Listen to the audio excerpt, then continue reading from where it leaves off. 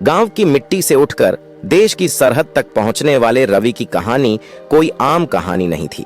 यह एक ऐसे बेटे की कहानी है जो मां की लोरी से लेकर तिरंगे की छांव तक जीता रहा।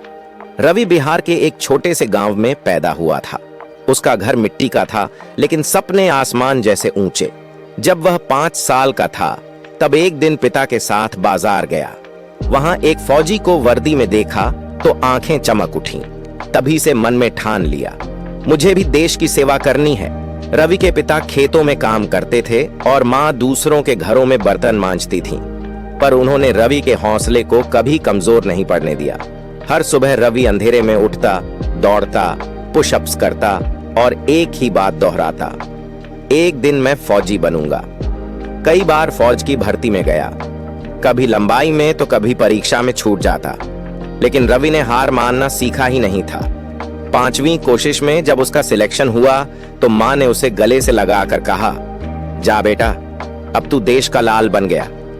रवि की पोस्टिंग सियाचिन में हुई, जहां सिर्फ हिमालय नहीं बल्कि हर सांस भारी होती है।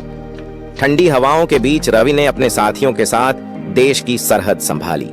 वह कहता था, ठंड से नहीं डरता, दुश्मन की नजरों से डरता हूं। जब तक हूं, तिरंगे को झुकने नहीं दूंगा। एक रात खबर मिली, सीमा के उस पार से घुसपैठ होने वाली है। रवि ने अपनी टीम के साथ मोर्चा संभाला। गोलियां चलने लगीं, बर्फ में लहू बहने लगा। रवि को सीने में गोली लगी, लेकिन उसने पीछे नहीं हटना सीखा था। 3 आतंकियों को मार गिराया और एक को पकड़ लिया। जब तक मदद पहुंची, रवि की सांसें थम चुकी थीं, लेकिन उसकी आंखें खुली थीं, जैसे कह रही हों, मैंने वादा निभाया। रवि की शहादत की खबर गांव पहुंची तो सबका कलेजा कांप उठा। मां ने बेटे की लाश को तिरंगे में लिपटा देखा तो आंसू पोंछकर बोली, मेरा बेटा चला गया, पर उसकी शहादत हर गांव के बेटे को सिपाही बना देगी। गांव के हर कोने में रवि के नाम की चर्चा होने लगी। स्कूल का नाम शहीद रवि विद्यालय रखा गया और उसकी कहानी एक प्रेरणा बन गई। रवि जैसे जवान हमें सिखाते हैं कि हिम्मत वह नहीं जो डर से बचाए, हिम्मत वो है जो देश के लिए जान दे दे। देशभक्ति सिर्फ भाषणों से नहीं, बलिदान से जिंदा रहती है। और जब तक ऐसे सिपाही हैं, भारत का तिरंगा सदा ऊंचा रहेगा। अगर रवि की ये कहानी आपके दिल को छू गई हो तो इसे अपने दोस्तों और परिवार के साथ जरूर शेयर करें। कमेंट में जय हिंद लिखकर शहीदों को सच्ची श्रद्धांजलि दें।